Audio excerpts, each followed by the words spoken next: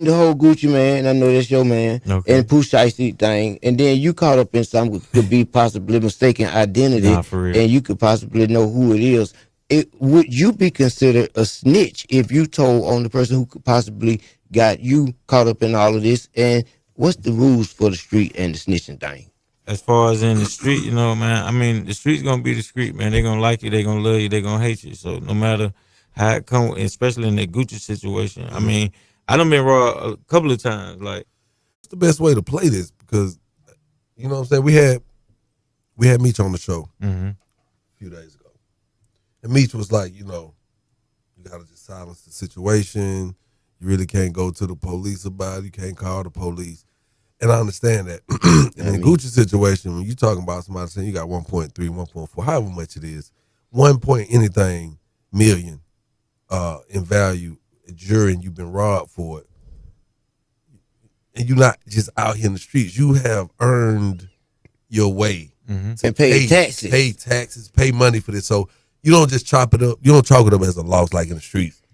Okay. Somebody robbed me for a brick. I can't go report it. Mm-hmm. It's my jewelry. It's $1 million plus. How do I? It's Especially insured. if I got insurance on it. I can't go to the insurance company without it. So let's not even talk about the jury part of it. Just the concept of Not calling the police. somebody robbing you, putting you in that situation, forcing you to sign some paperwork. How? Because the streets don't get it. How you supposed to handle this? I mean, once it went that route, you can't handle it nothing but corporate. Like, the paperwork, null and void. Dude signed it under duress. I mean, like say Gucci invested $2 million in him. Hey man, give me $5 million. You know what I'm saying? I want my investment back, and you gotta get a little profit off of it. Woo, woo. So if a guy that was offering you $15 million, give me the 5, walk away with 10, I would have let you out your paperwork. 'Cause I know I got 2.5 in.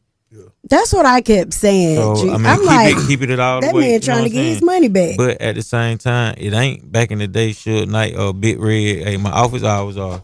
You know what I'm saying? Exactly. It ain't that no more. 911. You can't play it that way. Yo, it's Big Ant, the spokesman, man. We back. Another edition of Urban Politicians TV, UPTV. Make sure you stay on your pivot at all times, man. Had to come tap in, and I had a link in the description where you can watch the clip in the beginning in full from Street Mornings Takeover with Young Jock. Well, recently, like last week, they had on Big Meech. And then now this week, they got on OJ the Juiceman, and the conversation came up on both interviews about Gucci Mane and Pooh Shiesty and how everything played out. Now, when Big Meech was on there, I don't think Gucci Mane had dropped that song already. As of now, the song is out with Crash Dummy. And I got to say this, it's several layers to it, but when you talk about what has happened here and what has went down here, I feel like, Gucci, I came up Juiceman, Gucci Mane, whole 1017, Brick Squad,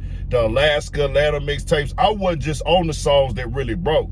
If you know my dog New Money, you know he was a crazy OJ the Juiceman fan, kept Bodacrest Day on replay. I was more of Alaska and Atlanta. That's the one I had on replay, all the DVDs, everything, bro. I was on Juiceman. Still to go back and put them on now. I still rock with Juiceman, but I got to keep this 1,000. That is his dog, and this was a situation of business.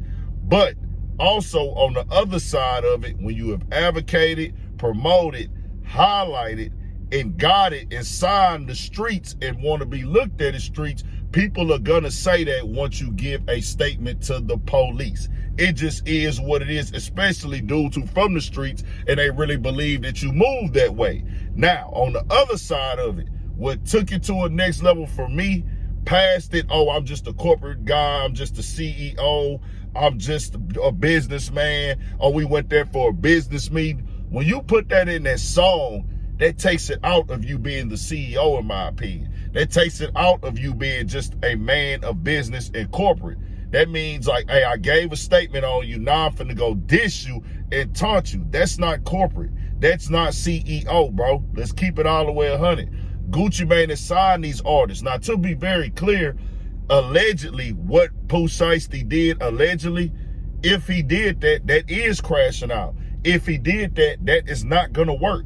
If he did that, don't ever think that that's an option that you should go down if that happened. We don't know for sure yet, but Gucci Mane gave that statement to the police. That's cool. You chose that lane. If you didn't change your life, you don't want to be looked at as street, you don't want nothing to do with the streets, that's fine if you really own that route. But don't come back next week and drop a trap diss song and still use the street presentation, the moniker, and all that while they doing a whole investigation and you going to court and you explaining it all on real charges.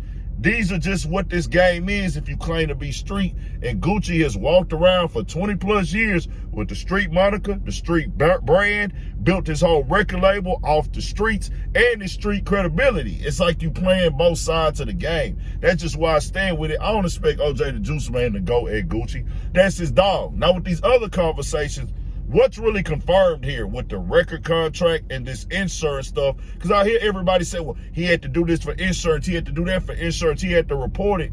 Everybody got an explanation for why Gucci did what he did, but we ain't heard it from Gucci. It's like, we gonna create excuses and tell the why for him.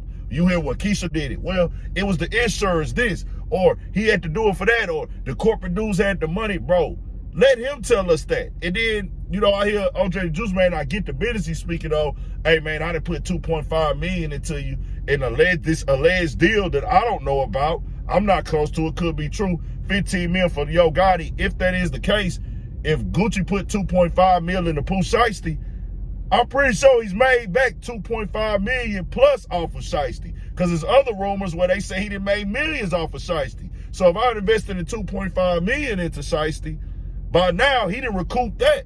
So I gotta come give you another 2.5. I gotta give you 5 of my 10 million after knowing you probably done already made millions off of what you invested in me. But I really thought, I could be wrong because I don't know. I don't want to act like I know. I thought that Gucci was just signing them to the label, and then the label would be invested in and taking care of their budget, and he get a percentage off of that as like an A&R at Atlantic, not Gucci going in his own personal pocket and saying, I'm invested in my own money. This is with Atlantic, so I don't really know for sure. You should never crash out. You should always stay free. Robbing, none of that stuff is going to work now. But when Gucci said, hey man, this ain't Eazy-E, this ain't Death Row, that's him telling me, hey, I'm telling for sure. Because Eazy-E didn't go to the authorities. And other people have done record label stuff like this, it never got to the authorities. They just kept it quiet and was like, hey, we ain't gonna involve the investigation. We ain't gonna go tell nobody about it. But he can do whatever he wanna do. OJ Juiceman got a case going on as well right now saying, bro, he ain't telling nothing. His situation, the affidavit, he say this is a mistaken identity. I ain't had to tell nobody nothing or nothing of the sort in this case. So OJ just, you know, speaking how he's speaking. But y'all tell me what y'all think, man. I got to come on here and keep it 1,000 with y'all, because that everybody coming with explanations of this or that. I'm just saying, you got a whole street record label, everybody going to jail, everybody in the streets, they robbing, they jacking, allegedly in this new situation here. What's what? I don't know, bro. I just can't do the both sides of it. As somebody who's a Gucci Mane fan and an OJ the Juiceman fan. You understand what I'm saying? Balling like the NBA, they play the sport. What we talking about? Texaco Shawty, Sun Valley Shawty, Boulder Crest Shawty. You know what I'm saying? Yeah, my chain is like a midget and my watch is like a ticket, and I'll pull up and then hover on them 28 inches and I'm balling off the chain. It's your juice, I do my thing. Come on, man. Stay on your pivot.